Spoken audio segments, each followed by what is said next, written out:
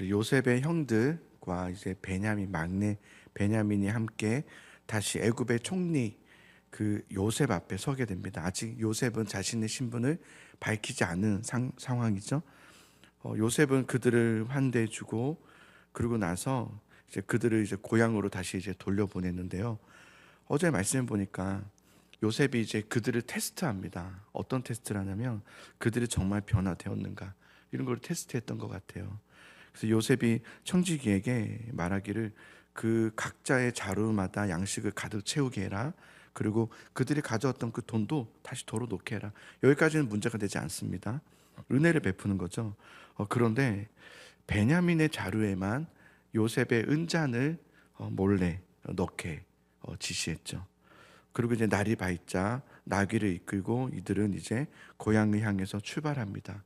그리고 그 요셉의 그 애굽의 성읍을 얼마 벗어나지 못했을 때 요셉이 이제 타이밍을 보면서 이제 청지기를 그들에게 보내지 않습니까? 그들을 뒤쫓아라.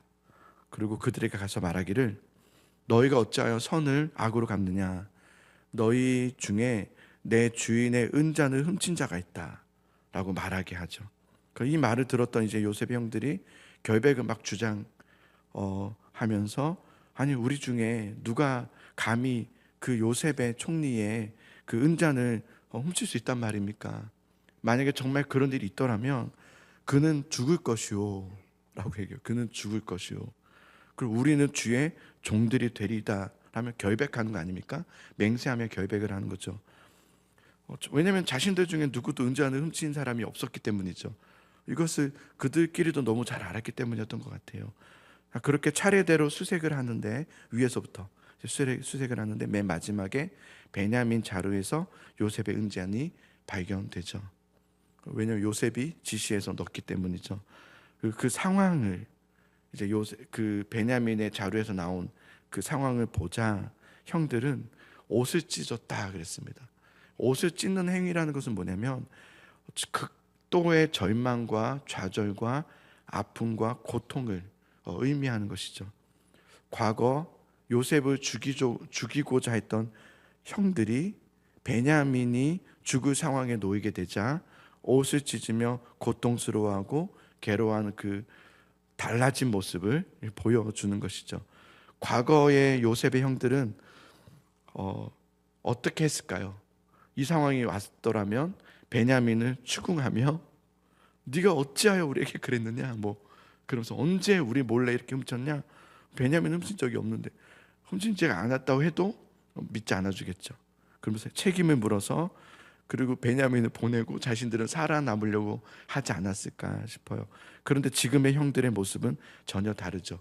베냐민을 향해 몰아세우거나 홀로 버려두고 가버리는 것이 아니라 과거였으면 그렇게 했겠지만 지금 형들은 그렇게 하지 않고 다 함께 총리 요셉에게로 돌아갑니다.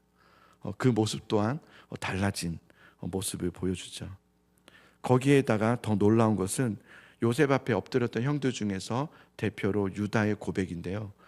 유다는 자신들이 절대로 이 은잔을 훔치지 않았다라고 변명하지 않습니다.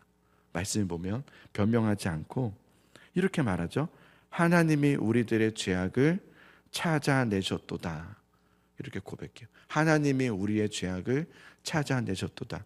베냐민 자루에서 나온 은잔 사건은 억울함이 맞아요. 억울하죠. 억울하지만 이 모든 상황을 과거 요셉에게 우리가 저질렀던 그 죄에 대한 하나님의 벌이군요 라는 것으로 받아들였다는 거예요. 그 상황을. 유다는 지금 인간적인 변명을 늘어놓거나 이것이 옳으냐 옳지 않느냐라는 어떤 법정 공방을 따져 묻는 것이 아니라 자신들이 숨겨왔던 그 죄를 들추어내시는 하나님의 그 선하심 앞에, 그 공의함 앞에 엎드려서 회개하고 있는 모습을 성경을 보여주고 있는 대목입니다. 매우 매우 중요한 모습이죠. 그러면서 이렇게 말합니다. 유다가 우리가 이 죄로 인해서 당신의 종이 되겠습니다. 이렇게 얘기하죠. 여기에 이제 요셉이 마지막 테스트를 합니다. 이제 마지막 테스트예요. 뭐라고 하냐면 다 그럴 필요 없다. 다 그럴 필요 없다. 이 은잔이 발견된 자만 내 종이 되고 너희는 평안히 집으로 돌아가라. 그렇게 마지막 테스트를 하는 것이죠. 베냐민만 두고 나머지는 다 집으로 돌아가라는 겁니다. 이 제안은 형들에게 엄청난 유혹이고 시험이었을 것이에요. 과거와 같이 예전에 그랬죠. 베냐민을 희생양으로 삼고 자기 살고자 도망칠 것인지, 아니면 베냐민을 위해서 자신들이 희생할 것인지. 요셉은 그들의 그 진심을 마지막 최종적으로 확인하고자 이러한 설정들을 던지고 있는 것이에요. 여기에서 이제 성경 전체를 통틀어서 너무 감동적인 말씀의 본문이죠. 오늘의 본문 아닙니까? 유다는 그 요셉의 말에 가까이 나아가 아주 정중하게, 유다가 아주 정중하게 설명하기를, 주님, 주여, 이렇게 말하면서, 주여, 주의 종에게 내가 한 말씀만 고하게 해주십시오. 아주 정중하죠. 그러면서 유다는 베냐민이 아버지에게, 우리 아버지에게 얼마나 소중하고 존귀한 존재인지에 대해서 오늘 말씀에 쭉 설명을 하는데요. 유다는 아버지란 단어를 계속해서 반복해서 말합니다. 아버지가 그러면서 그 아버지가 막내 베냐민을 얼마나 끔찍히 아끼는지를 호소하고 있는 것이 오늘의 본문이에요. 왜냐하면 베냐민은 아버지가 사랑하는 아내 그 라헬이죠. 그의 마지막 노년에 얻은 아들로서 그 형 요셉은 죽었잖아요. 그 형은 죽었고 그 어머니가 남긴 것은 그뿐이오니, 그렇으면 그뿐이오니, 20절이죠. 그뿐이오니 아버지가 그를 사랑합니다 라고 얘기해요. 우리가 베냐민을 요셉 총리께서 요구하셨던 대로 베냐민을 애굽으로 데리고 올 때에 아버지가 이랬습니다 라면서 27절부터 29절까지 제가 한번 읽어볼게요. 주의 종 우리 아버지가 우리에게 이르되 너희도 알거니와 내 아내가 내게 두 아들을 낳았으나 하나는 내게서 나갔으므로 죽었다는 거죠. 내가 말하기를 틀림없이 찢겨 죽었다 하고 내가 지금까지 그를 보지 못하거늘 너희가 이 아이도 내게서 데려가려 하니 만일 재해가 그 몸에 미치면 나의 흰머리가 슬퍼지며 스올로 내려가게 하리라, 이렇게 말하지 않습니까? 그러니까 유다가 이 말을 이렇게 전하면서 이토록 아버지와 아이의 생명이 서로가 하나로 묶여 있거늘, 그 다음 절이죠. 베냐민 없이 우리가 만약에 돌아간다면 아버지는 아마 죽고 말 것입니다. 슬퍼서 죽고 말 것입니다 라고 말해요. 그래서 이것에 대해서 유다는 33절에서 34절까지 아주 중요한 고백을 하는데, 내가 대신에 당신의 이 베냐민을 대신해서 내가 당신의 노예가 되겠습니다라고 고백하면서 베냐민을 아버지 품으로 돌려보내주시고, 그리고 대신에 내가 평생에 당신의 애굽의 노예로 남아서 그 죄값을 치르겠습니다라고 이제 자청하고 있는 것이죠. 여러분, 이게 왜 그렇게 감동적이고 유명한 대목이냐면, 과거 유다의 모습을 아는 사람이라면 이것이 얼마나 은혜로운지를 알 거예요. 과거 유다는 어떤 사람이었냐면, 그 요셉을 은 20에 팔자고 제안했던 주동자가 바로 유다였거든요. 유다는 그런 존재였어요.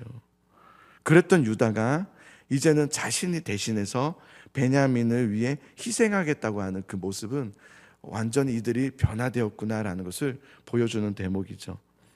이러한 호소와 진실된 마음이 곧 나중에 훗날 예수 그리스도의 십자가와 그 사랑과 은혜를 드러내고 나타내는 대목이기도 합니다. 그래서 유다는 대신해서 자기가 그 저주를 받겠다고 하는 거죠. 죄에 대한 저주를 받겠다. 이게 바로 예수님의 대속적 은혜를 예표하는 말씀의 부분이죠. 우리가 이제 지금까지 요셉의 이야기를 쭉 살펴보면서요, 우리가 지금까지 알고 있었던 요셉의 이야기는 아마 요셉 하면 아마 지금도 여러분 마음에 떠오르는 것은 총리, 그죠? 하나님께서 요셉을 총리가 되게 하셔서 어려움을 가게 하셨는데 그 어려움을 결국은 총리가 되게 하시려고 하셨어. 우리 이렇게 연결시켜서 요셉의 이야기를 이해하고 볼 때가 참 많은 것 같아요. 그런데 우리가 사실 성경에 정말 이야기하는 요셉의 이야기를 살펴보면서 요셉의 이야기는 단지 애굽의 총리가 되게 하시는 하나님의 어떤 개인적 성공담을 말해주고 있는 것이 아니라 하나님께서 이 이스라엘이라는 공동체를 거룩하게 빚어가시기 위해서, 그죠?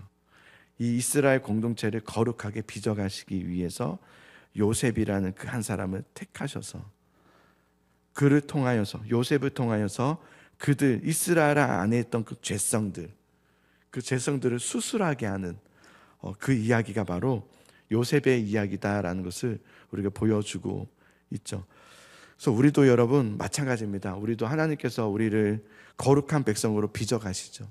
우리가 예수님 믿고 나면 이제 천국 갈 때까지 마음대로 살다가 죽으면 천국 가는 그런 인생이 아니라, 예수님 믿고 난 후부터는 어떤 인생이 되냐면 하나님의 거룩한 백성으로 빚어가시는 과정들을 가게 되죠. 그래서 때로는 요셉이라는 도구를 만나게 돼요. 우리의 심경을 건들고 화가 나게 하고 분노하게 하고 또 낙심하게 하고, 그로 인해서 죄로 인해서 무너지기도 하고. 근데 그런 요셉이라는 도구를 사용해서 우리를 또 거룩하게 빚어가시고 수술하게 하시는 과정을 오늘날에도 우리는 그렇게 살아가고 있다는 것을 성경을 통해서 우리는 볼 수 있죠.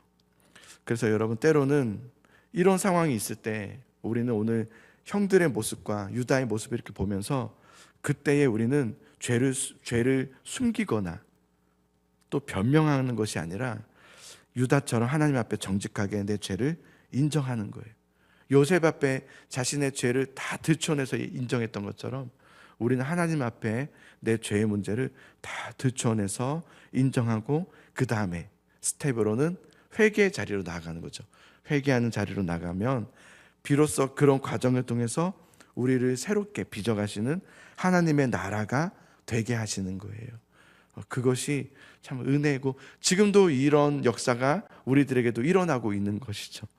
여러분, 우리가 때로는 억울한 상황에 놓여질 때가 있어요. 그죠?